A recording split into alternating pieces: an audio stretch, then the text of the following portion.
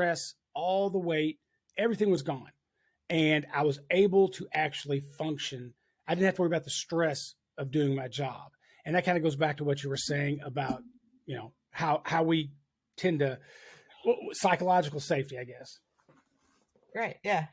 No, and I think for leaders, when you have somebody who can say, "Hey, I'm not really strong in this area. This is an area to work on." Leaders love that. At least I do, Mm-hmm. because oh man, awesome, thanks. That's perfect. That's what we will improve on.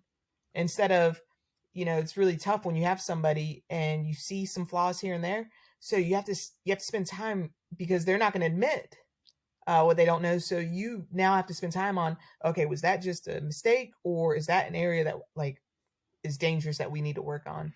Right. And it'd just be so great if we all knew the importance of just a little bit of training every day, and the importance of recognizing areas that we need to improve on, because at every area that you recognize that you're struggling with, I can promise you there are other people around you also struggling. Mm-hmm.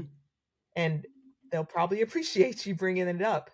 So, and if you could take out of one shift, just take away one bashing of somebody, whatever that is, just take one away. I think that would make things great. It's funny, outside the fire service, everybody thinks we're this super tight brotherhood, sisterhood, and we're not. Now, with that being said, there's different levels. For example, instructors all around the country, we're kind of a tight knit group, right? You do conferences all the time, and Frank Lieb and all that. You're a tight knit group, so I think that exists within those realms. But in your firehouse, where you see all the scars and all the nastiness of people and how they treat their family, whether it's good or bad, it's not there, and it's just not a healthy environment. And we tend to eat our young, and I think, and especially for new recruits or just newer firefighters, when they hear that negative feedback from somebody, it's just, what's even worse is when they don't hear it from the person that said it, they hear it through the chain. Oh man, Captain so-and-so said you really fucked up last night. It just ruins morale, ruins the culture, ruins everything. oh yeah. Well, and then I've seen young people hide because they don't want to be the next person that's like called out. Oh yeah. So they just try to stay quiet, and they try to stay in the back, and they really squander a lot of opportunities to ask good questions or to practice, or get more reps. So and I hope I say this right. I kind of think there's more value in screwing up than getting something right on the first try. I really oh yeah, do. Because you can get something right the first try. It could be luck, but if you screw up, chances are it's because you didn't know something. yeah. And I, No, since getting promoted, the things that I've become the best at are because they're the things that I've screwed up. yes, And those lessons are like so well ingrained. Before getting promoted to battalion chief, I'm sitting here studying all this incident command stuff, building construction, you know scared to death of like the mayday, the big incident, and trying to like commit everything to memory. And I realized like I could read all that stuff, and a lot of it is just gonna be hard to remember. But when you make a mistake, like I had a 2 alarm fire, and when we first got on scene, there was so much fire in a 3-story apartment building. It looked like the first line was going into Division A. Well, as they darkened it down, we realized that was actually Division C. Even though it had an entranceway and there were cars parked, it was Division C. But regardless, from the beginning of the incident, we called that Division A. Well, as the incident progressed, there was confusion, and later arriving units it was just confusion on what was A and what was C. And I just recognized like how important it is early in the scene, to establish, hey, Division A will be here or this side, and just communicate it, so that as the incident progresses, we just stick to that, and there's no confusion. Maybe it's like something very small, but only after making like a mistake, or having and maybe not even a mistake, but having confusion and seeing how that confusion could really hinder operations. Now that's always like, as soon as I'm on scene, I'm like, let me announce the command post is located Division C. Division you're not going to B. make that mistake again. Exactly. Yeah. Hey, the more I talk to people on this podcast, less and less now, because I'm starting to see a common thread with everybody that I'm fortunate enough to talk to and interview, is that the humility and the openness and honesty that they speak. Like, not one person I've talked to is like, you know what, I've been fantastic from day one. Almost every story of any success they've had in the fire service through an article or class or conference that they teach is almost always, well, I screwed up. I did this, I did that. And it's very, it's great is what it is, but it's disarming. It's really disarming when you've got people going, oh no, I screw up all the time. I mean, no problem. But the difference is learning, not doing the same screw up over and over. We all screw up. Exactly. Yeah. Learning, and then also helping others learn from it. Mm-hmm. Oh, super important, right? That goes right into it. So you talk about, being a not knower and saying, I don't know and all that, but it's also, I think, just as important to let other people know it's okay to be a not knower. And you talk about, you're pretty much leading by example with your job and being open and honest. Hey, I don't know everything. Yeah, no, that actually, so it's kind of funny. Like my first couple of months, I had some really weird fire calls, and I had, there were like 4 in a row that were all me, and people were actually starting to think that I was starting fires. But one was at a 7-story hotel, which met high rise. Mm-hmm. And so we used our high rise procedure for it. It was on the 5th floor, and lots of mistakes were made because we don't run high rise a lot. And so in the after action report, I kind of, I listed all of the areas for improvement and, all of the kudos, and I tried to even it out and make sure, like, for every area of improvement, there was a kudos. So it wasn't all negative. But the first 3, I said command, like, these are 3 things that command did, which was me. Mm-hmm. And, I explained it because I thought they were important. They were mistakes that I made and learned from. So hopefully other people can. But what was really cool was I heard from people that I had never heard from, or people that I don't communicate with often, or people that I didn't even know pay attention. And they're like, hey, thank you for doing that. That was awesome. That was, and I, like, that's the first time I've seen, a battalion chief say they screwed up and put it in a after action report. Thank you for doing that. That was really important.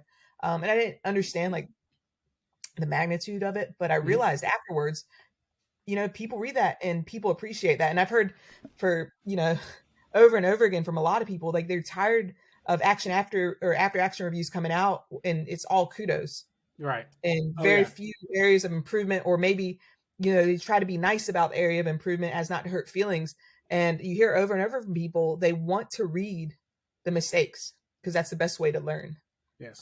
So that's definitely, just from that feedback, something that I focus on now after any kind of event is to try to find something that we can all, like, learn from. Right. And there's nothing, there's not a scene you go to that you shouldn't be able to learn from. I've always thought that we call them critiques, after action reports, whatever. We don't do enough of them, and we're working on that. But from what I've seen, it's almost all attaboys. And I personally don't think that it should be an attaboy or you're an idiot. I think it should be an objective look of exactly what we did. And you were here, you did this. Why did you do that? Could we do it? One went good, one went bad. What would we leave the same? But I see the communication is the biggest problem in the fire service, I think, if not everywhere. But I've just seen it. I've seen it. It's hard for a captain to communicate to their crew that they could do better. It's hard for a battalion chief to tell their companies that they could do better. So they tend to focus on the good things, which I've got no problem with the good things, but don't make a subjective thing. Make it objective. Tell them this is exactly what happened. And honestly, more times than not, I think depending on how you present it, people are going to be honest and say, you know what, I wish I didn't park right in front of that house. I should have let the ladder pull up, something like that. Yeah, no, it'd be awesome if, like, a memo came out that said, hey, from now on, we're going to give more constructive criticism. Every day, everybody screws up, and we're going to share these a little more so that we can learn from them. Because you're right. I think people really are afraid to offer any sort of constructive criticism. I remember as a captain, there were a couple of, incidents that I screwed up. I made a mistake. I did a bad size up. And I remember afterwards, I'd tell my chief, I'd be like, hey, chief, sorry, I didn't do a good, on-scene report.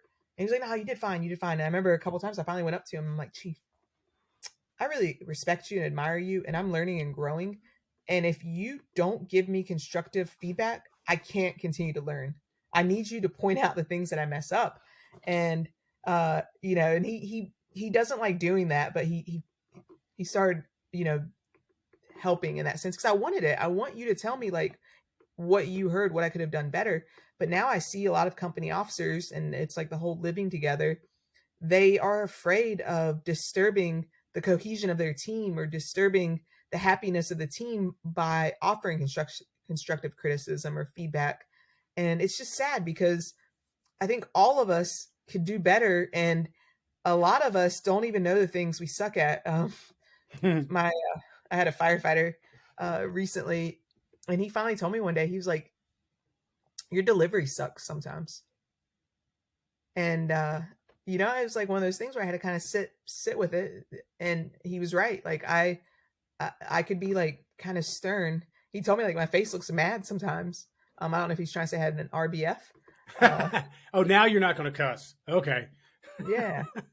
But anyways, he told me, he's like, your delivery sucks sometimes. Like, and I realized that when I'm in that like focused, serious work mode, mm-hmm. I can be a little intimidating or a little serious. So I had to start practicing like smiling in that mode. And it was really funny because then we made a big joke of it. I'm like, hey, you sucked at that. We just made a joke of it. But if he never said that, I wouldn't have realized that. Yeah.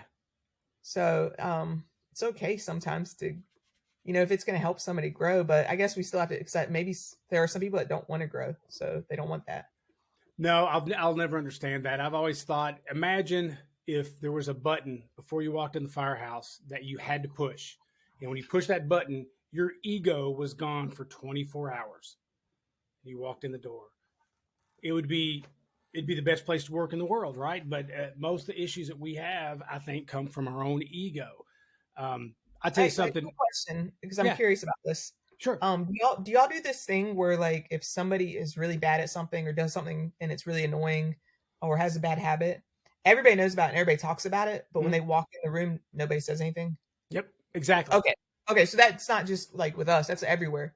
And I don't know about everywhere, but I do think it's out there. And I'll tell you a story about that. I'm glad you brought this up. So before I was training officer and I was on the crew, we have a coffee table out in the bay. So now imagine summertime, the bay doors are open at 5:30 in the morning. People are coming in, switching gear, drinking coffee at that table. So I put all my groceries up, put my gear on check my stuff, and then I'm sitting down drinking my coffee. Well, the off-going captain was upstairs, I guess, making his bed, getting ready to leave, basically. And the guy that's replaced him on my shift was just talking shit about this guy like nobody's business. And I can't remember exactly what it was. It was either this or equivalent to this. Sorry, got a little burp going. But maybe he used a water can that night and never refilled it. It was something that tiny. So they're talking shit about this guy over and over and over. Now, this was a captain to everybody talking about a captain. And I'm sitting there and I'm listening to it. And I'm like, wow, I didn't realize the guy was upstairs. So the guy comes downstairs in front of everybody. And he didn't hear any of this. He goes, oh, by the way, he goes, I meant to tell you, we had a little fire last night. I used that can and I just realized I forgot to have it filled up. I'm sorry. I'll do it right now if you want.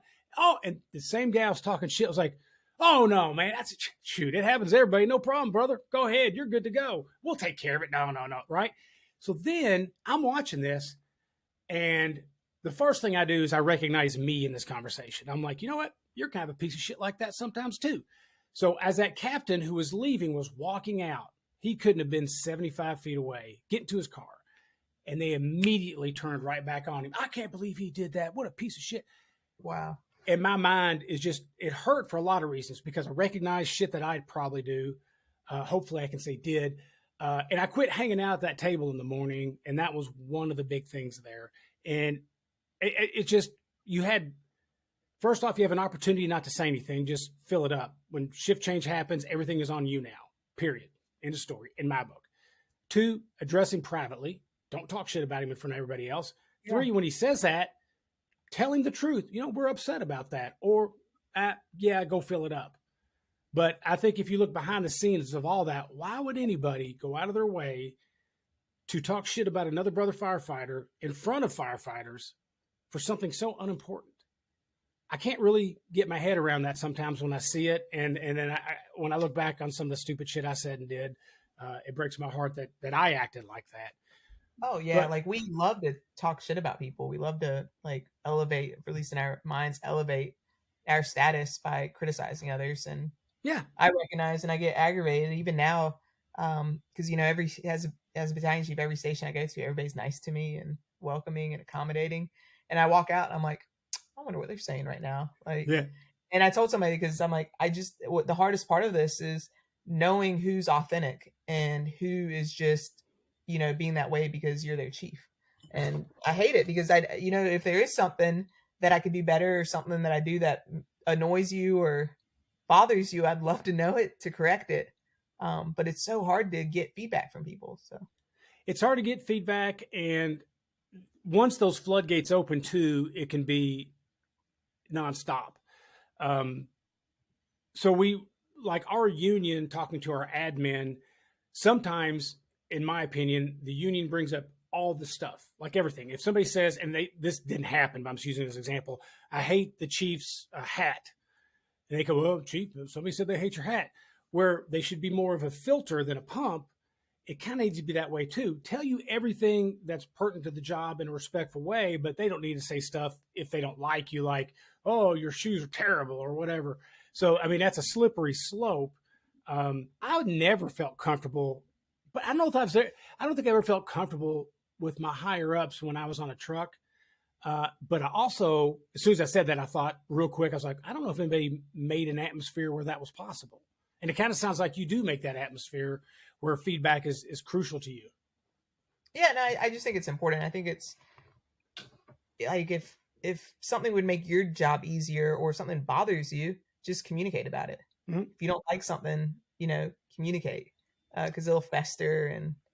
But there's a story I can't tell you on this podcast because I don't want to embarrass anybody, mostly me. But I kept some stuff bottled up instead of just talking to a guy, and this went on for a long, long time. And when finally the pressure relief popped, everything was better. Everything. And then also sometimes you find out it's just a miscommunication or a misunderstanding, or you missed a piece of the puzzle.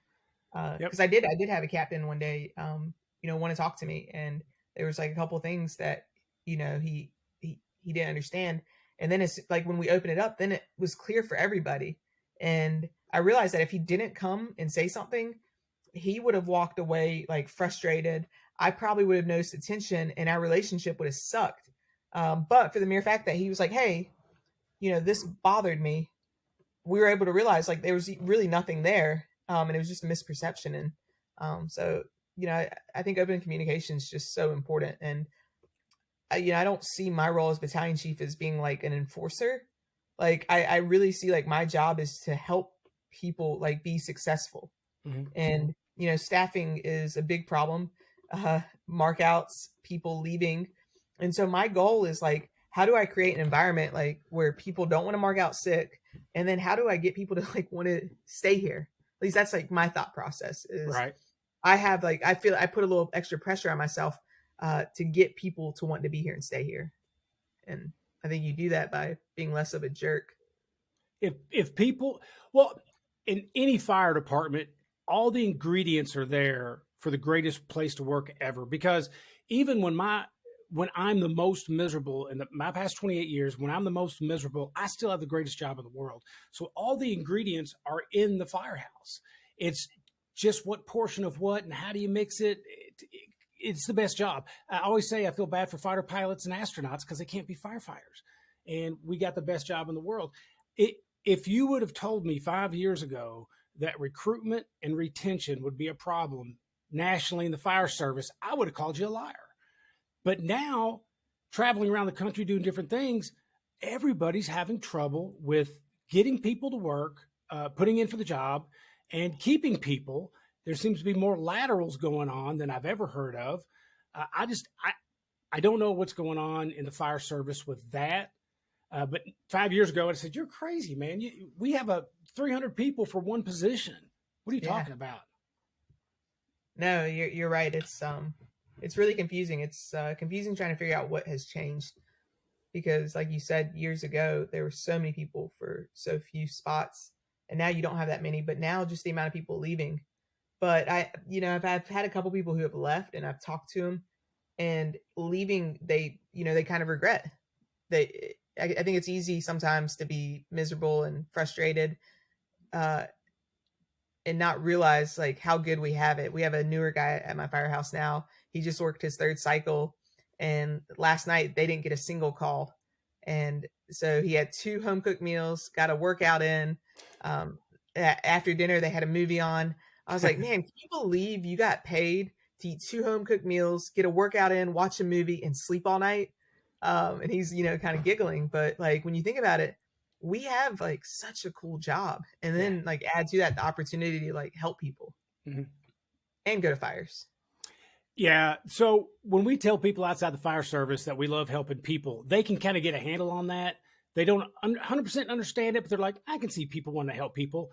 But when you tell them you like being in burning buildings, that's where the line's drawn. They're like, what are you talking about? How could you like that? Oh yeah, and then the guilt of saying like I want to go to a fire because they're like, oh really, you want somebody's stuff to burn down? It's like, no, but so what's the disclaimer you always use? So if you're going to say that, this is a great question. If you were sitting around and a civilian heard you say, man, I hope we have a fire tonight, what's your disclaimer that you have to put out there?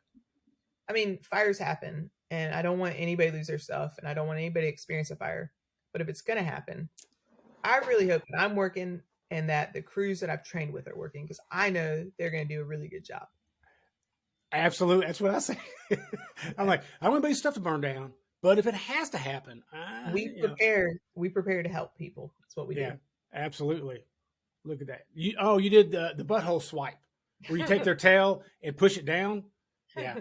So they don't get their butthole right in your face. Cats are notorious. I got 4 cats and 2 dogs, and it's animal buttholes all the time. People that are not watching this and listening to this, what's that? The people who are just listening and not watching this. You know what? That is an interesting thing. So that'd be a great time for me to plug my YouTube channel, 3-Point Firefighter. So you wonder what the hell I'm talking about, because I'm kind of deviating a little bit. Because I do most of my podcasts driving to and from work or driving places, so I don't watch them. Oh, I don't really do anything to push my YouTube channel. I put videos on there, but I don't really do much. And I'm hoping when I do decide, I've got all that backlog that it'll help. But the meat and potatoes is just the podcast. Although I'm working on my TikTok, and my TikTok is on point. Or do you kids say on fleek? I don't know what they say anymore. No, nothing. Okay, well, be that way, I guess. So let's see, 1, 2, 3, 4, 5, 6, 7, 8, 9, 10, 11 things on my list. We have talked about 1. So, okay, we're running out of time. So I tell you what we're going to do. What I would like to do. Absolutely, just been one of my favorite podcasts. Absolutely, no doubt whatsoever. So I would hope you'd come back, because I really, honestly, and I swear to you, my intention was not to spend this much time on your article and the rabbit hole you went down. I know you do a lot of work with peer support and firefighter suicide, and I do not want to diminish that. It's super important, and I really want to shine a light on that. I would love to have you come back to where we talk about those things and give them the attention they need. Or are you down with that? Oh yeah, absolutely. Yeah, it was funny. I was looking. I was like, "Wow, we've been going for 52 minutes, and we haven't touched any of the topics." We haven't touched anything. And I got something else to tell you after we turn the podcast off. I got something else I want to tell you. Nothing weird, but somebody listening would not understand it. But when I tell you, you'll probably understand it. So I've got a Patreon channel that. Oh, this goes right into what we're saying. So my very first Patreon channel was Monday. And I decided I only had one person in mind for my Patreon channel for my first one, and that was Chief Frank Lieb. Love the guy, right? I renamed all my children Chief Frank Lieb. It's confusing as hell when dinner's ready, but I admire the living shit out of this guy. I've met him. I was at the Rock the last time teaching a class. That's a whole nother story. But anyway, amazing man. He was on my podcast, did my Patreon channel. So my Patreon channel, the idea was people are going to ask questions, just kind of like Corley Moore's does, his format. It was going to be that. And so I had a few questions for Chief Lieb. So anyway, kick off the Patreon. I screw it up totally. Nobody can log in. So if you watch the podcast, you see me doing like this. I'm looking at the other screen and I'm clicking. I'm not giving him the attention he deserves. And my questions are because I'm just focused on the screw up that I did. So now that I watch, now he was super awesome, fantastic, like he always is.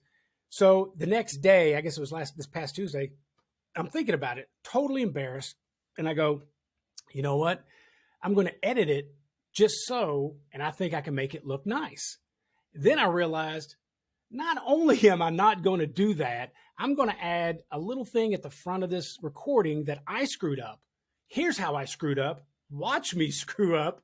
And now I've made my Patreon free for 3 months for the 2, so I can work the bugs out, plus get a nice membership base. All that being said, it kind of tied into what the one thing we talked about tonight. But I had that decision to make. I'm like, is my ego going to make me edit this so I don't look as much like an idiot? And I said, nope, I'm just going to put it out there and I'm going to bring attention to it that I screwed up. So I think that kind of goes right along. I'm a not knower, and I definitely wasn't a not knower on that one. So shout out to Frank. Now I do like to end the podcast with one thing, and I didn't give you a heads up on this one. I know I asked you to call me an asshole, and I told you a couple of funny skits that I was going to do, which, by the way, I knocked it out of the park. I don't know if you noticed that I was hilarious. You didn't laugh, but you were laughing inside. But I forgot to tell you the one thing I do like to do at the end of every podcast. If you could tell me the best firehouse prank that you've played on somebody or had played on you. I learned early in my career that you have to start out like you can hold out. And for every prank that you play, something's going to come back. And I learned very early that I'm just not good at pranks. Oh. So I don't do a lot of pranks. But I've had the pranks. I've had several pranks done on me. And I don't know that I would call them the best, but the 2 with the most effect. Of course, somehow when I was brand new, there was a water main that would break every time I took a shower. And there would only be cold water. I don't think that was very funny, but they got me. But also at that station, there was a bathroom downstairs. And every time I went in it, I got locked in from the inside. And I never figured out how they did that. They locked you in from... Like I would go and I couldn't get out. And the same person would always come to my rescue. And he felt like he was being falsely accused when he, in fact, was the one that was like rescuing me every single time. But that one now, he's got a lot of good stories. And one of them, they had a war with another firehouse like right up the street. So when they'd get a call, these guys would go over there and, mess with them. And one day they put saran wrap on the toilets. You can only imagine how that went. So they were telling stories about like water guns and bags of peas, like frozen peas. Yeah, I'm glad you specified that after you said the toilet paper, the toilet thing. Right. Yeah, bags of frozen peas and being chased and like dropping that so that you couldn't like chase after them. There were some pretty good stories. Like I went to our central fire station out of the academy, and so much awesome stuff happened there. They had one guy, he was the best, the funniest. And one day they took all of the screws out of his bed and replaced them with pencils. Yeah. How long did that last? It didn't last very long. Yeah. And like I always say, the best firehouse pranks you can never tell on the air, at least not today. Right. Oh yeah. No, like that's why when you asked that question, I was like, I can't really admit everything right here. Yeah. But no, I don't do a lot just because I'm not good at them. And the anticipation of them getting me back, I hate, like my heart hates knowing that I'm going to get got. So you get yourself basically. Pretty much. But yeah. There's did you ever watch MASH, the TV show MASH? It's been so long. I've seen a little bit here and there, but never paid attention. Well, you might be a communist. I don't know. I think we should look into that. But most Americans love MASH, and there's one where they have a prank war, and the guy did 0 pranks, but the guy was so worried about him doing a prank. Yeah. He ended up putting fence around him, sleeping in the middle of the compound, and the guy never did the first prank. So that kind of reminds me of that. Plus, you're a battalion chief. You really can't do a whole lot of pranks anymore. Oh no, no pranks. I have to catch myself with like how I communicate now because I'm like, oh crap, I can't tell that joke. I can't. Yeah. Gotta be professional. I tell you what, I appreciate your time on here. This was not a letdown. It's just I've just had a blast. It's been a fast hour, and legally you have to be on again because you already said you would. So the lawyers at 3 Point Firefighter are very litigious. So I wouldn't cross them if I were you. And I'm kind of a jerk. You've already pointed out I'm an asshole. So you know that I will take you to court for that. But with that being said, I have had a blast. Thank you for your time. I know your time is important. I know you're busy. Thank you for carving some time out for me and my listeners. Oh, it was awesome. It was good. Thanks for having me. Thank you, sister. And I will look forward to seeing you again. Absolutely. Okay, we're done recording.